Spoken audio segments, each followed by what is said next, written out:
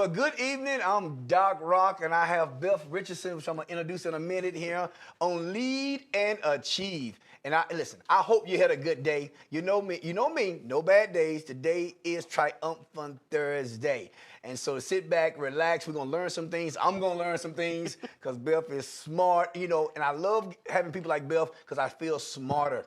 Okay, I feel smart. I'm sitting next to good people who have achieved and doing great things. Mm-hmm. But let me read Beth's bio, and then we'll introduce Beth to you and let her introduce herself to you in just a minute. And those who are watching, and Joseph, I know you're probably watching there from London. So thank you for always being up watching there from London. All right. So Beth B. Richardson is a native of Tuskegee, Alabama, famous city. She relocated to Huntsville over 20 years ago and has a successful career in banking. Beth is currently the Madison Market President for Progress Bank and Trust. She ensures that all aspects of the bank's activity obtain maximum profits commensurate with the best interests of the shareholders, customers, employees, and the community. Beth provides the highest level of customer relations and service, monitors customers' changing needs, and recommends strategies that utilize her company's products and services. Beth serves on the Progress Bank's product, technology, and assets liability management committees.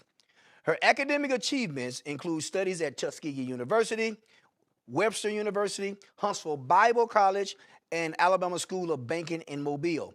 Through these institutions, Beth holds several degrees to include a Bachelor of Science degree in Marketing, Bachelor of Arts degree in Theology, a Master's of Business Administration degree, and a Master's of Ministry degree. We'll talk about that, yeah.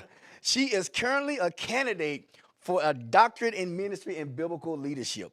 Awesome, awesome. My kind of people, yeah. Beth is active in Huntsville, Madison, and Madison County community through her civic involvement, which includes a lot. How you do all this? I don't know, because I'm asking myself.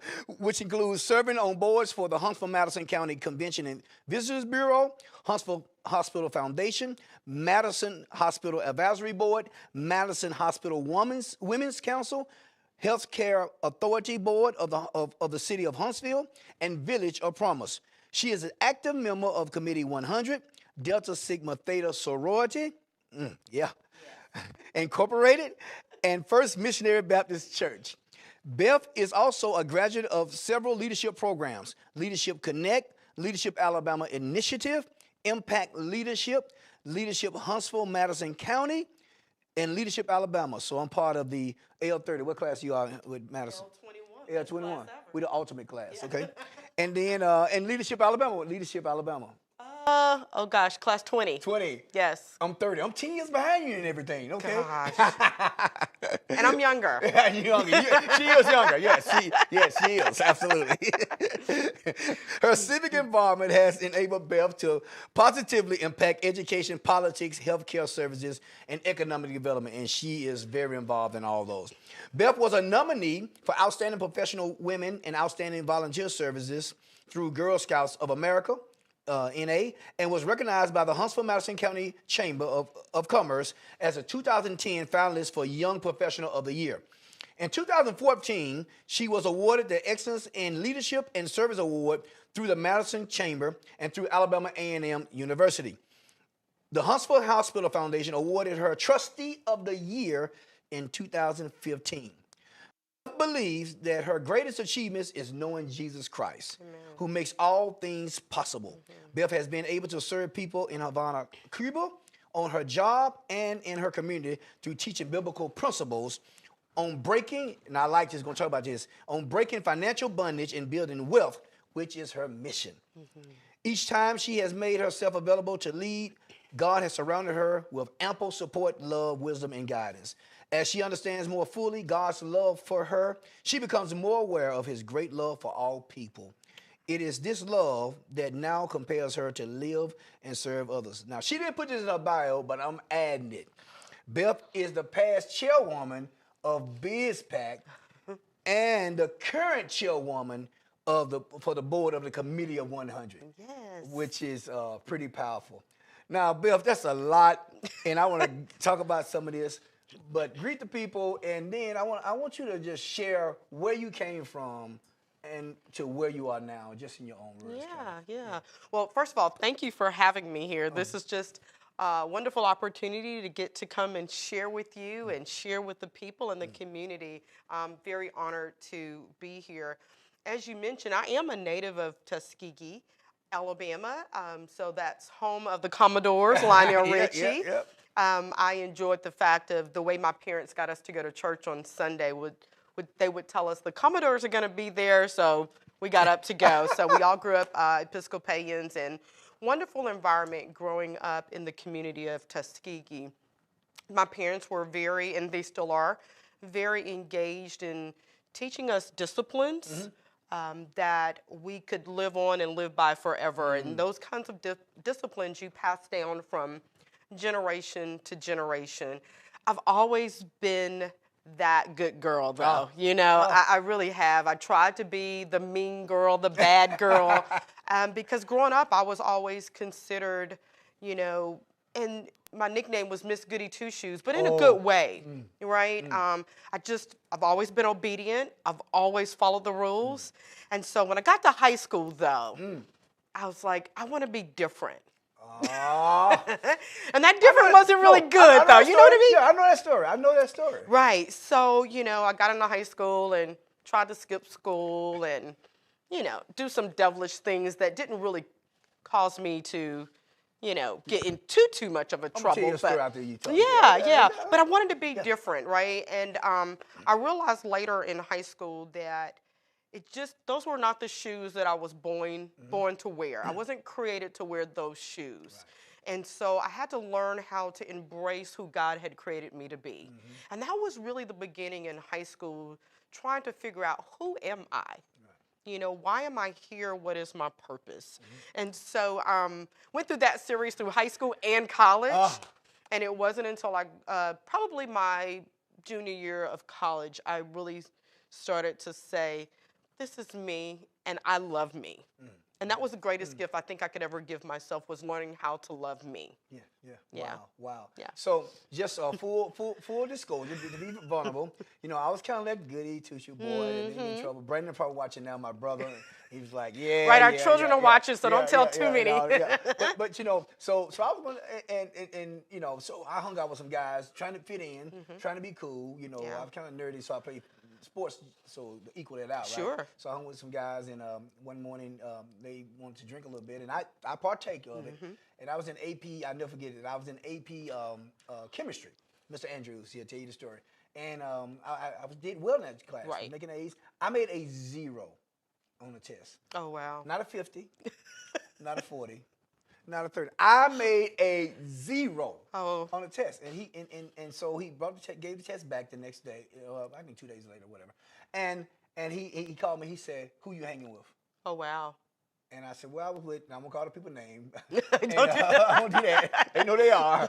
And he said, "Do not hang with them, and you were not your best." He said, "I smelled stuff on your voice. Wow. I'm not gonna report you anything." Yeah. He said, "Take this test over, because God gonna do some good things in your life." Amen. And so having people in your life to speak truth to you, but to also recognize that when they see you shifting and moving into a different direction that is really not the path for you, they bring you back. Yeah. Right? Yeah, that's right. They cause you to that reality. And I've had so many wonderful mentors in my life, but foremost, my parents. Your parents. My parents, my mother and father were my mentors. They still are. But I've had many, many others, during that time. Yeah, it takes a village, right? It takes a village, for sure. Beth, you have aspired to great heights, and you are a leader. I mean, just yesterday, I overheard, it was at Political Training with Committee, 100 with Biz back and all, and I heard a lady say, Beth, we was talking on our board, and they mentioned your name. I know you're on a bunch of other boards, but you're a great person, and which shows who you are. I read this definition probably every time we have Lead and Achieve. I read this definition on leader, what a leader is and what leadership. It's not mine. It's Dr. Miles Monroe. I stole it from him. Okay. All right. And it says leadership is leadership is the capacity to influence others through inspiration, motivated by passion, generated by vision, produced by conviction, and ignited by purpose. Leadership is influence. Yes. Okay. And leadership is self-discovery, right? Absolutely. It's self-discovery. And you are a leader. You're a leader in this community. People recognize you as a leader. Could you talk about how you got to the place that you're at? Yeah. You know, those who are watching, Beth is, and we'll talk about this as well, is Progress Bank market president in Madison, Alabama. That's no small task. Yeah. But that's you. That's where you at amongst other things. You know, how did you get there? You know. Yeah. What's the journey? So I always tell everybody, I do what I do. I am who I am, all by God's grace. So my faith plays a huge part of who I am and who I'm becoming. Right? I've not arrived. I think that there's still so much more for me to learn and for me to grow and develop in. And so I'm very grateful and very honored by all the things that I do. I will tell you that I've always surrounded myself with people smarter than me, right? You know, the saying goes, if you want to be a billionaire, you need to hang out with the billionaires, right? So that you learn what they do, those traits and those attributes that make them successful. So I started doing that, you know, especially when I moved to this community, Huntsville, Madison County. At that time, I was a young professional, and Huntsville was really focused on attracting and retaining young professionals in this community. That was a very big issue for us during that time. And so I was part of the very first Leadership Connect class. Oh, wow. Committee of 100, very first YP. Wow. So I was that first, you know, in a lot of the different YP organizations. And so we were hotheads, I have to just tell you. You know, thank God Tommy Mirabal doesn't hold this against us, but there were a few of us, you know, we were trying to tell him how to run the city. We knew best, you know, and he's like, But he was always so gracious. And even in our wild and foolish moments, there were people like him and Evans Quinlevin and even David Nast that would say, come here. You know, let's chat, let's talk. I've had bank mentors, community mentors, spiritual mentors. Bobby Bradley is one, you know. But you need people in your circle that speak truth to you, but you know this, not just truth, but they do it in love so that you grow from it. And I will tell you, I don't surround myself with people that validate everything that I do. You know, oh, great job, that was awesome. You know, I want people to say, wow, that was fantastic, but here's how you could be better, right? So you want people to be able to speak truth in love. So I've always surrounded myself that way. And then I think it's so important, I spend time every day reflecting. What did I do? Did I say everything the right way? Did I do the things that I know that I needed to do? Because that's really self-control, right? You know, doing those things that you know you shouldn't do or you should do. So I spent a lot of time self-reflecting, making sure that I'm accountable and really that I'm pleasing my Savior, right? And I'll tell you, there's many moments or mornings that I wake up the next day and I have to call and say, Doc Rock, I'm sorry. What I said did not come out the way I intended. So I think being self-reflecting, because the only person that you can change is you. And even when someone doesn't receive your forgiveness, it's okay. What's important is that you do it. What's important that you make things right. You know, and I was just this week, I was doing some training here, training for Ability Plus. And we was, I do this teaching called Point of Potential. It's a new teaching I came up with a couple months ago. But part of it is the first tool I give people the tool belt to reach their full potential is self-awareness. You know, and you just got through just emulating that and talking and just speaking to that powerful, because it is self-awareness. And so many people want to be leaders, they want to grow, they want to be successful. And success is not $1 million, it's not a car on a hill. It's you fulfilling the mandate that God has in your life. That's my opinion, right? But they're not aware of who they are, you know. But we have to be aware of who we are. We got to know our weaknesses, our strengths, our triggers, and things of this nature.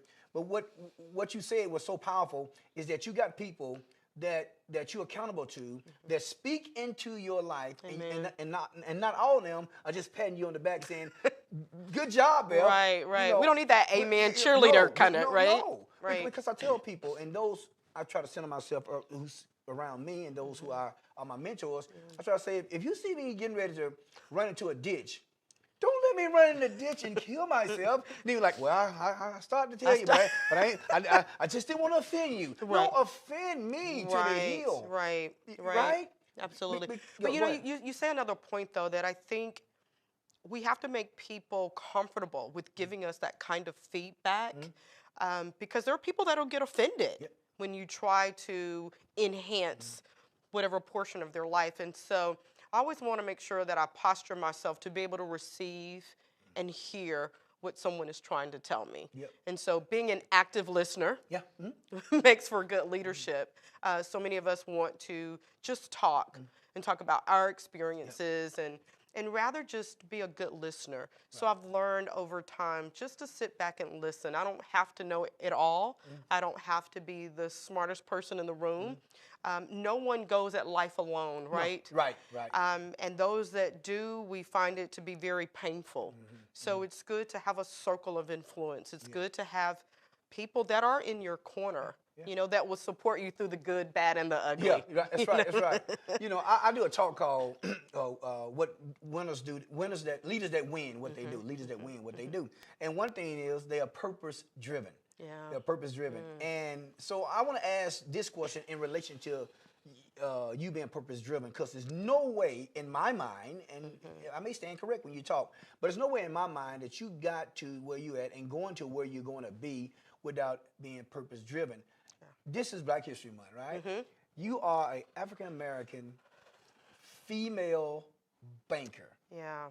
Now, nothing against a teller, nothing against a loan officer, nothing against, because everybody's important, everybody have value. But you are a banker. You are the market president. What challenges and things have you faced that you can talk about, that you face to be in the position that you're in? Let me ask you this. Is there another Black female banker in this city? We do have other. No, I'm talking about not banker, but that's No.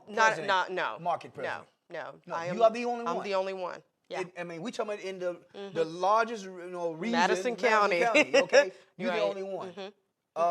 That came with some things. Yeah, it did. It really did. You know, without struggle, there's no success, right? Right. And through my struggles, and it produced opportunity. And so learning how to sit in those moments when they were very uncomfortable so that I could learn and grow was a huge challenge, but I thank God that I had the patience to be able to do it. I think one of the challenges as an African American female in leadership is predominantly in banking, which has really been predominantly male dominated, right? My credibility is always challenged and tested, right? I always have to be ahead of the game. I really have to prepare myself probably far more than my other counterparts. Now, I don't say that as a complaint. No. I just know that that's the reality of life. Yeah. And I make it happen. Yeah. So my credibility, making sure, does she really know finance? You know, can she really provide the kinds of solutions that's going to help my business? Right. And so, yeah, credibility has always been a challenge.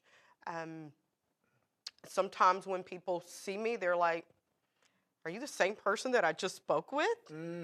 Yes, sir, I am. Yeah, right. You know, but I do believe that building rapport.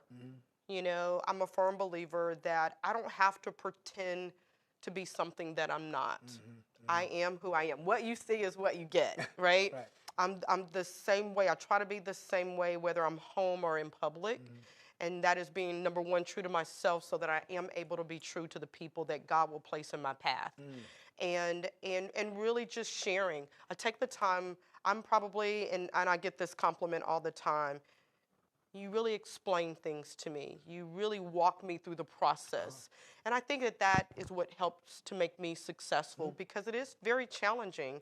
And most people in this community don't know what it's like to be an African American female banker. And No, until you no. walk in those shoes, don't judge, don't criticize, but certainly empathize, Yes, yes. right? To be able to know that, wow, she will always experience challenges that many of my counterparts will never be able to experience. You know, it takes me a lot longer time to cultivate relationships, you know, than it would someone else. You know, I mean, let's just be honest.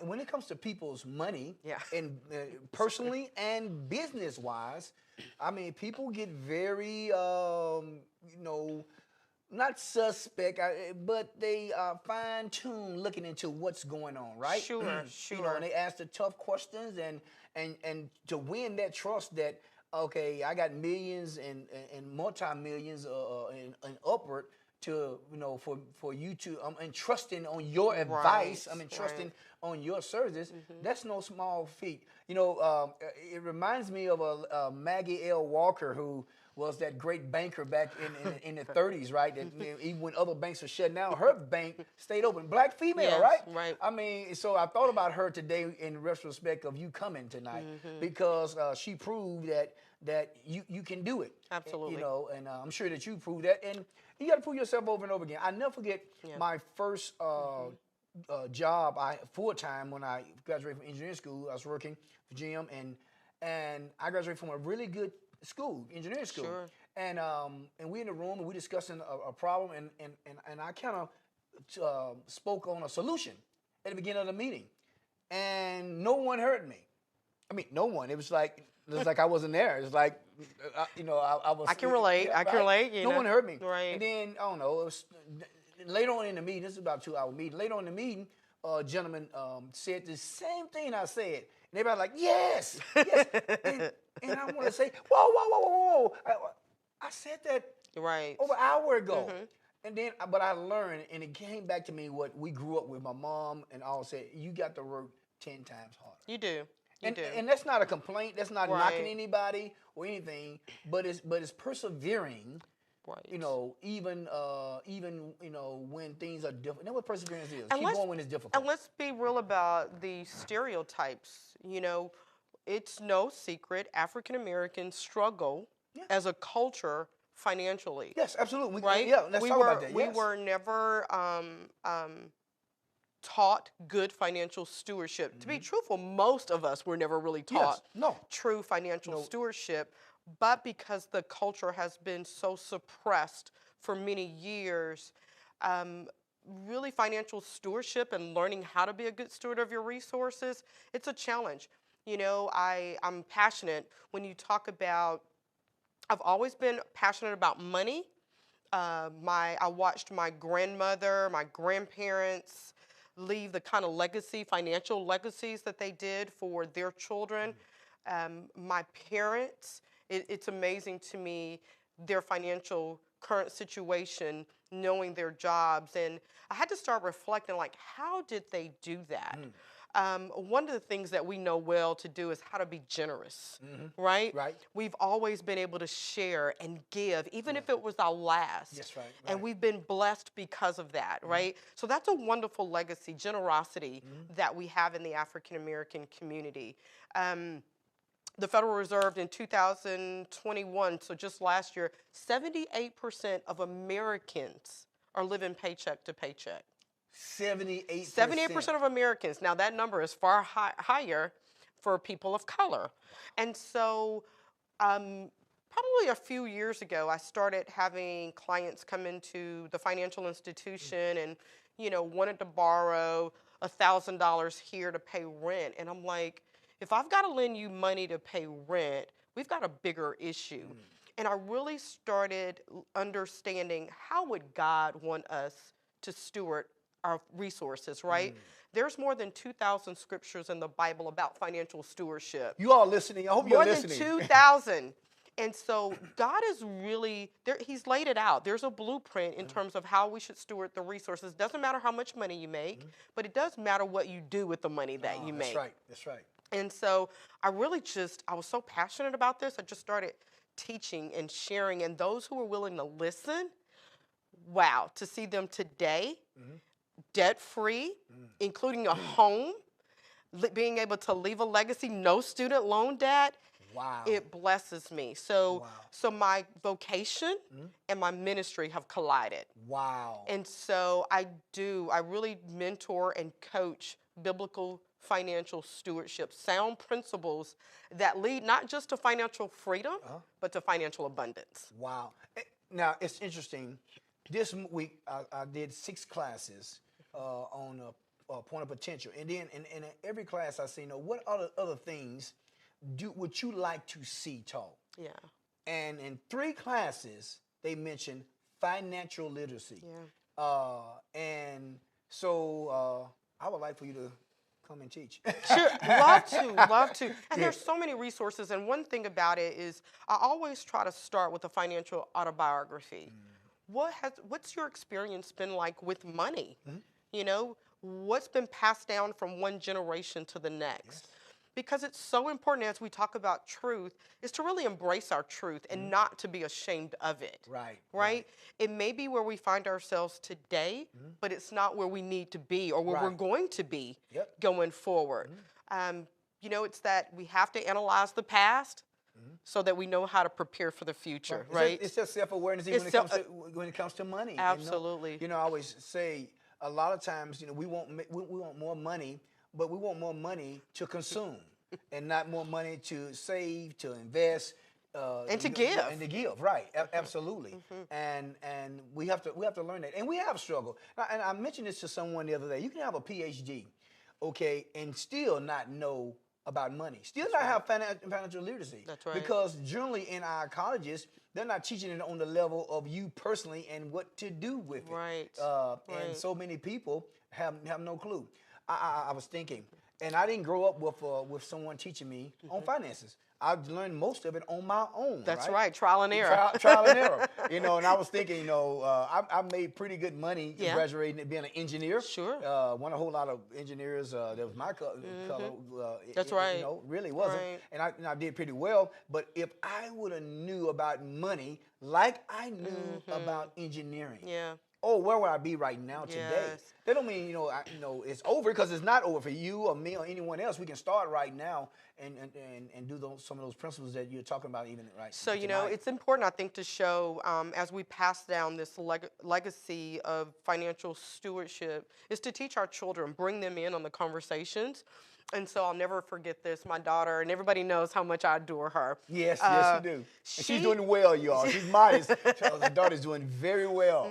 Turning 21 when? Saturday. Saturday. She turns 21 Saturday. Still doesn't mean she's quite out my purse strings, but she's doing well. We understand. But I will tell you that when she graduated from high school in 2019, so many of her friends were all talking about the kinds of cars that they were going to get. My daughter says, "Mommy, I want the G-Wagon," right? The Mercedes. I was like, "Well, that is awesome. Who's buying that for you?" And she's like, "What do you mean?" I said, "Honey, I already have your graduation gift picked out, and you are going to love it." Like, I'm really hyping it up. And so this was probably in April. I mean, literally every day she's like, "What are you getting me? What are you getting me?" And I gave her an investment account. I started her an investment account, and she was furious. She was furious. She was like, "Are you kidding me?"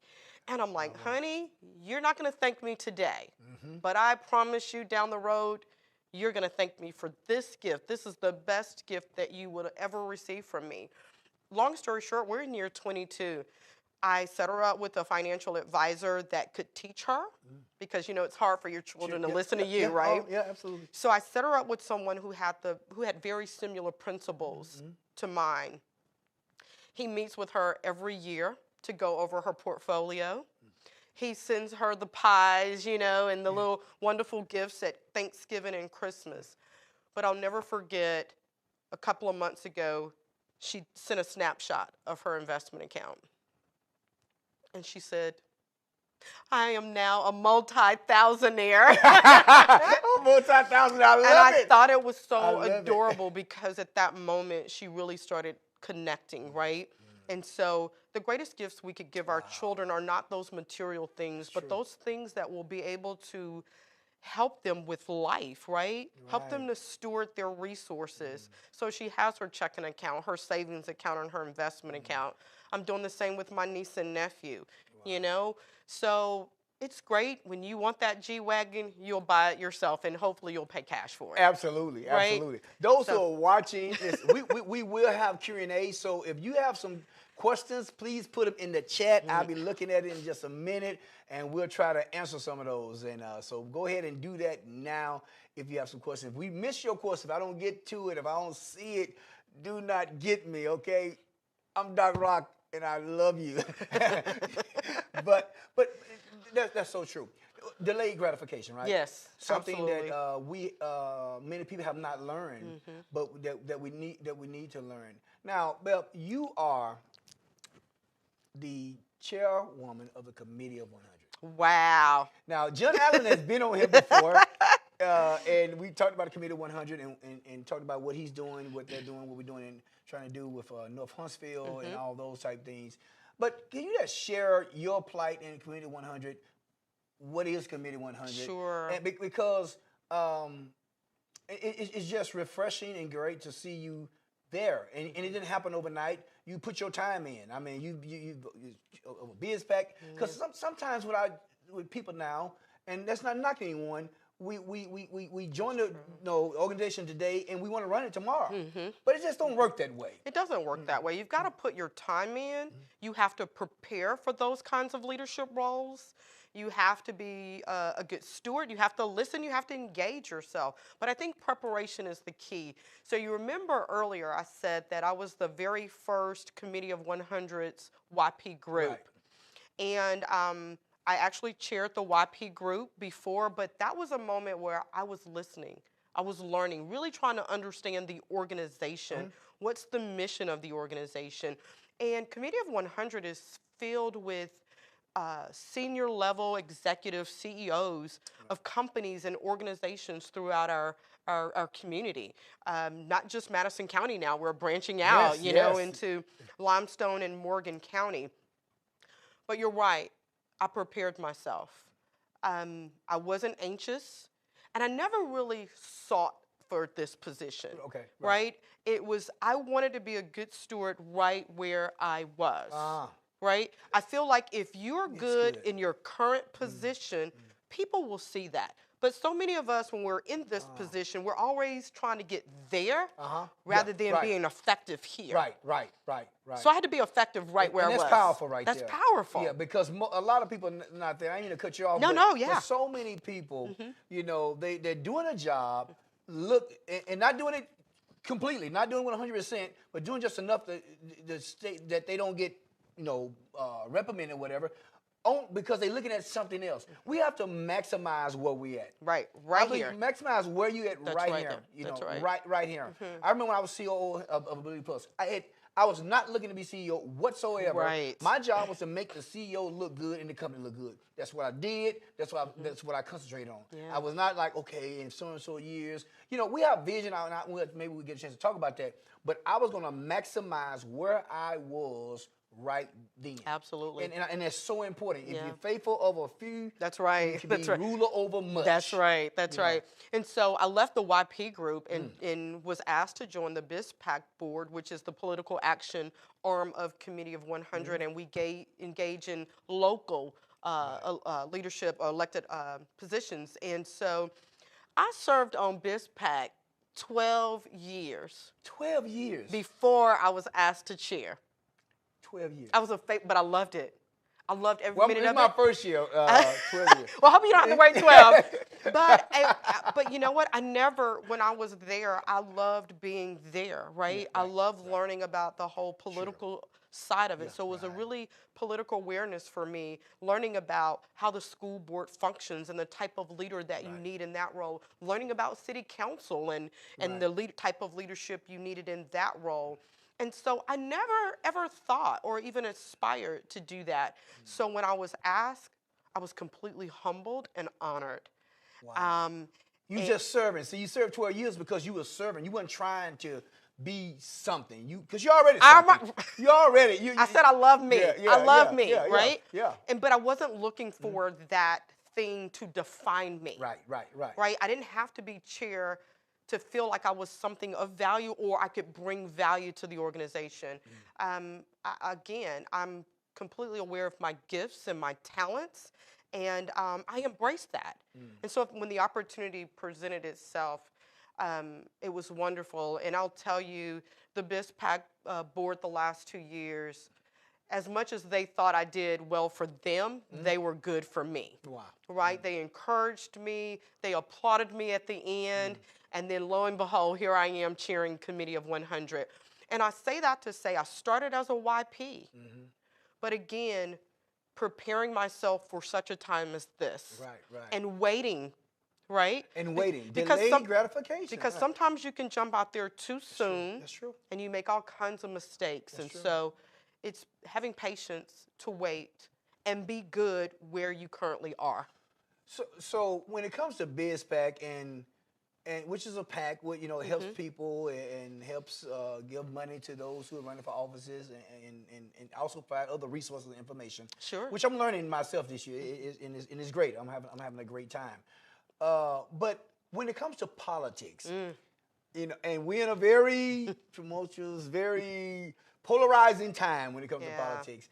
But why you serve so long? I mean, what stirs you when it comes to the political scene, and any insight or any information or anything you want to respond when it comes to politics? Because it's a lot going on out there. It is. For me, it's about doing what's right. Doing what's right. Having a voice for the voiceless. Having a voice for people that look like us. Yeah. We have to be present at the table. We can't expect someone else to solve our issues, but they can walk with us, right? They can open up doors for us, right? And it's about diversification.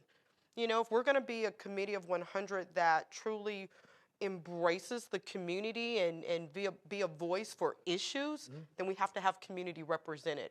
So being engaged in BizPac really allowed me to hear the issues, in the community, from one culture to the other. Yes. Right? And to be able to say, hey, have we thought about this? So being that voice, again, everything you're doing, you're learning, you're growing through that process, but it's also calls you to be an advocate. Right. To raise the issues that aren't being raised, to have the conversations, the tough conversations. Yeah. And then not only that, after you've done the talking, after you've done the listening, after you've engaged, now we got to do something. Right. So it becomes actionable. And I think, you hit the nail on the head when it comes, in the end, it becomes actionable, right? Right. And so many times, we have just talking points. We have things on paper, and they look good, especially when it comes to diversity, equity, and inclusion, it looks good. We all want that. We formed DEI committees and strategies and strategic plans when it comes to equity and diversity and all. Sure. But action. That's right. DEI, it can't become another buzzword, right? Or a buzz phrase. It sounds good. Let's put it on our, our company policy. It has to be actionable. How do we live this thing out? Right. That if no one ever read our policy, if no one ever saw our tagline about diversity, inclusion, and equity and inclusion, they could still see it because we live it. Right. And so that's what I believe in. As a leader, we have to live what we believe. Right. And Beth, you smart lady. You's a goody two girl. All that. and I believe it. Okay, I believe every bit of it.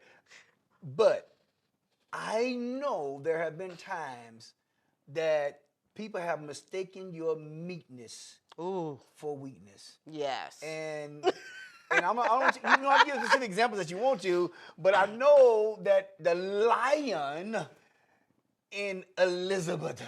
There is a lion. There is. Has to come out. And so when does it come out? How how do you do that? It's all because of emotional intelligence stuff. Yeah. But how do you buffer that? How do you keep from being the angry black woman?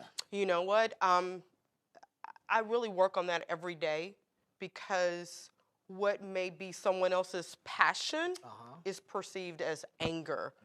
And I recognize that stereotype, so I'm very cautious. Right. So even when I don't think I can represent myself well or my points, I'm often quiet. And I'm quiet so that I can gather and collect myself to make sure that my point that I'm trying to convey is louder than my behavior, right? Gotcha. And Gotcha. that takes practice. You know, I'm old enough now to where I think I do that fairly well. There are moments though that, you know, if after a meeting and you call me, I don't answer, it's probably because I need to. I'm in the car, you know. I do think we're human, right? Right, right. And so we have to have those moments of relief, those outbursts. But then again, I do that, but I know who to do that with. I have Gotcha. my safe place Right. where that when I'm done, Doc Rock, they say, now what you gonna do? Because you can't stay there in Right. that kind of mind frame, right? Right. And so they encourage me to get back out to do the work that I'm called to do. And we all have a mission and we all have a purpose, and it's not easy. No. You know, I realized my work, what God has purposed for me, is not going to be easy. I'm walking in it now, and I'm like, Lord, are you sure I'm equipped? Yeah. Right? We doubt sometimes. But I challenge every leader, just be the best you can be. Wow. Now, Be the best you can be. I tell people, and I get back to this passion thing. I tell people, you can't out Doc Rock. You can't. I can't out Beth, right? Right. And I was talking to Les Brown, true story, and he loves Joshua behind the scene there. And he felt Joshua talking on the phone. And I was talking to Les Brown, who's the motivator, right? And I said, Les, I'm the best empowerment motivational speaker in the world. And he just laughed. I said, you can't out Doc Rock, right? Okay. Be yourself. Sure. Be yourself. Very, very vulnerable. I remember taking speech from the first grade to the fifth grade. And they gave me A's because I made A's in all of my other classes. So it's kind of crazy, the boy making A's in math, and you don't give him an A in speech. But I should probably got a C. But it's amazing. But it didn't stop me from talking. I tell people now, people pay me to talk around the world, right? Okay. But you got to be yourself and improve yourself. Right. And know your strengths and know your weaknesses. I tell people, exhort your strengths and then be aware and work on your weaknesses, and you'll never go down. Sure. You know, and so it's important that we know ourselves and not try to be someone else. We can glean and learn. I'm learning from you tonight. And that's exactly what. There's no need for me to be envious or jealous of Doc Rock. Right? Right. I mean, I think prior to coming on live tonight, we were learning about each other, right. you know, talking about where we're from and our history, because it better connects us. Absolutely. And then, you know, there are things that you're gifted at that I'm not. And same. And yeah, the you. same, but we could together, Right. we become more powerful to be able to do and walk out what God truly has purposed for us. So I've learned too, as a leader, it's hard to get me jealous and envious of anybody. Wow. You know, I'm one of those ones that I'm same. like, do your thing. Do your thing. You know, do your thing. Yeah. And I tell people, when we are jealous, when we are envious, then we really don't know who we are. That's true. And I tell people, and y'all have heard me say it so many times, the power to define is the power to determine destiny. Amen. And what I mean by, you know, when you let other people define you, then they determine your destiny. But when you define yourself, and in my case through God, right? In our case through God, Right. then He determines our destiny.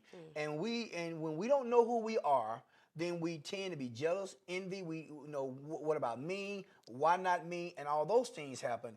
And we're not grateful for who we are and what we have. That's right. And whether you driving a car, hey, you driving. Whether you walking, at least you got legs to walk. That's right. You know, our situations could be so much worse, absolutely, right? So being absolutely. grateful Yeah. for who we are, being grateful for our experiences, and we've not all had the best experience, you know.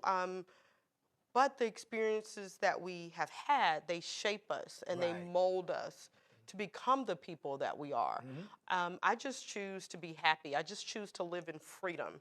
I don't want to be defined by anyone or anybody other than God. Right. Every day I work as if I'm working directly for Him. You know, I want to make sure that I am pleasing to Him. Now, that doesn't mean I get it right every day. I told you, I self-reflect, and there are moments where I have to say, oh my goodness, that was horrible, you know?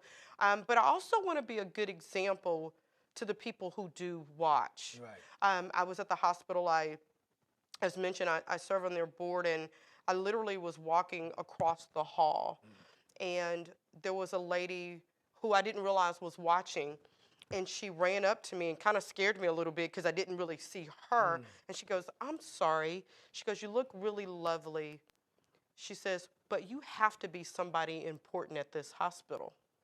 I said, "What do you mean? Why do you ask?"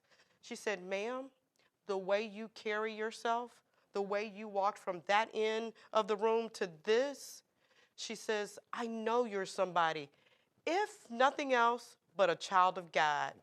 And I said, that is the best compliment. That is the best testimony that we can give, trying to honor the one in whom we believe in, right? For me. And so we chatted, had a great conversation. I directed her to, but I never said, "I'm Beth, I'm on the board," right? Who does that, right? Right. Someone who don't know who they are. Right. Yeah, right. But I was like, wow, thank you. I took that as a compliment. So I think humility is a very true characteristics of a leader. A true characteristic of a leader is being humble, right? Being thankful, being grateful for who we are. That's true. I call that being it's your presence, right? You have when you are I call it a heavy stepper. Yeah. You're a heavy stepper. And when you step heavy in humility for God, people will recognize your presence. And they may not know what you did. They might not know any titles, anything, because leadership is not about titles, right? We know that. It's about servanthood. But they know it's something. They know it's something. I get coffee down here at White Bison. I was in there one day, and gentleman say he stopped me. He said, "Are you a man of God?" And sometimes I trick people there. I'm like, "Well, why you say? Because I got a suit on or whatever." Right. Can a person of color have a suit and be a businessman? Because I'm that too. Right. I said, "Why you say that?" He said, "It's just something about you." And I said, "Thank you for that." And I went on and told her who I was. And it is the best compliment because they can feel your presence. Sure. One last thing, time is moving on us, and I do have a question or two here. Okay. But I hope you listen when Beth talk about passion. Because sometimes people can mistake our passion for being angry. We as in the African American race, we are very passionate people. By nature. By nature, we talk fast. Sometimes by nature, we have to slow down some. we all that. But we have to know the circle we in, who we're talking to. But we never should lose our passion. We may have to. We may have to. Channel it a different way, but don't lose your passion. That's just not just for somebody who looks like me. Anybody, don't lose your passion. No, John Allen, don't lose your passion. But we always say, it's not what you say, it's how you say it. Yep, it is. It's how you say it. That's true. So it's how you say it, yeah. Yep. So we have a few questions. We're going to do here, Beth, for you. And the first one is from Orlis Moss. He says, if you choose, would you prefer if you choose, would you prefer in reaching goals or building people? If you can choose, do you prefer reaching your goals or building people? If you could choose. No, and honestly, that's such a great question because I choose that every day. It's building people. Because when you build people, you're going to ultimately reach your goal. So it's where your priority and where your focus is. It's about people. Yes. I build people every day. It is I have high expectations. Yes, right. But I nurture and I grow with love. And it's amazing. I used to get frustrated with this. Like, I build up this great team in the organization, and then they get promoted and they go to other offices, and then I'm always starting over. And they said, "Why are you upset about that? You do that better than anybody." We love when you hire somebody because we know we're going to get a good person. Because we know that you're going to teach and train and spend time. So absolutely building people. And I think when you do that, it helps you to achieve and reach your goals. Wow, because people are grateful and they're appreciative of what you've poured into them. That's true. So then they pour it back into you. Yeah. Law of reciprocity. Wherever you sow, it's going to come back. It's coming back, right? It's coming back. So great question. Thank you. Great question. So next question. Keith Williams says, if you just started a business, is it better to apply for a loan or a grant or try to save money on your own? Ooh. Most people really understand when they're starting a business their craft. They know what they're good at. They know how to build that widget, right? What we see is that most people don't understand the financial aspect of running a business, maintaining that business, Right. and growing the business. So, first and foremost, if you're not willing to invest in yourself financially, then why would someone else invest in you, whether it's an investor or financial institution? So, the first thing I'm going to say is save. Save. Make sure that you have been a good steward of your own personal finances because at this point, starting out, you are the business. So save, make sure your debts are paid off, get your house in order, and then branch out. Maybe partner, you know. Oftentimes, I'm working with a guy right now that he's been doing a business out of his home. Now he's ready for that storefront. And he wants this the rent is enormous. I was like, hey, how about let's find a different place, that still will give you the traffic, but you're not spending all of what you're earning in rent. Right. So making sure that you're partnering with someone that can coach you as you're trying to start your business and grow your business. But I would absolutely save first. I would absolutely make sure that your own personal finances are in order and then reach out, for that working capital line of credit. Yeah. Oh, thank you. I think that was great, and of course I can contest to that, but also reaching out, as you said, to someone that can mentor you, that you can talk to, bounce things off of, because it's a safety in a multitude of counsels. Yeah, right? that's true. And learning about the financial aspect of it, it's important, to know, hey, we're good, but April's going to be tough. Yeah. Right? That's that cash flow piece you need to understand. And so taking some classes, learning how to be a better steward of the numbers when you're starting a business. Yep. That's good. That's good. Wow. I hope you all are getting something out of this. It's great for me. It's been awesome. It's been fun. It's been awesome. It's fun. Beth, you have to come back on another time. I will, because this is simply great.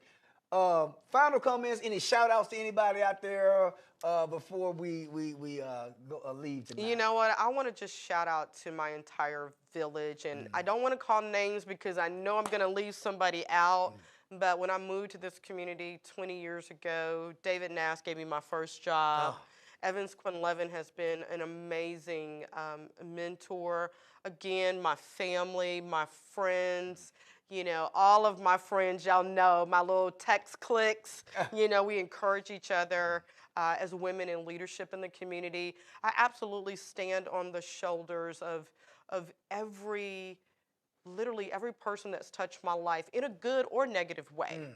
It's who I am today, and it's who I'm going to continue to be. And hopefully I continue to go stronger and wiser and smarter.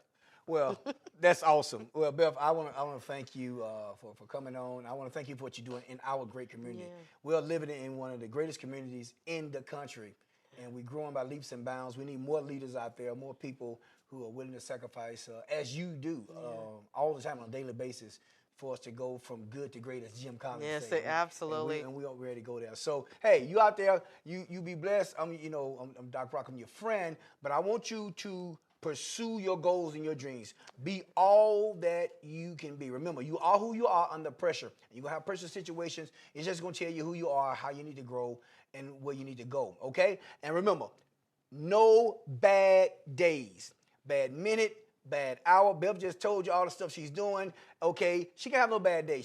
It's just too much to do. So you can't have a bad day. All right, you can't have a bad day. I do want to tell you, get the book Gratitude. Go get this book. I'm telling you, I've got great reviews. Dr. Harry Hobbs, who's going to come on, said the Executive Hustle Utilities, all of them got this in there reading it. I've got that book too. Yeah, It's awesome. Get it. It's all about your attitude, okay? But because your attitude determines your altitude, okay? Hey, we love you, and God love you as well. So no bad days, no bad days. So here it is. It's Super Sunday. It's Marvelous Monday. It's Terrific Tuesday. It's Wonderful Wednesday. It's Triumphant Thursday. It's Fantastic Friday. And it's Successful Saturday. I'm Doc Rock. This is Beth. Getting ready to be Dr. Beth. You join us at the top. We'll see you later.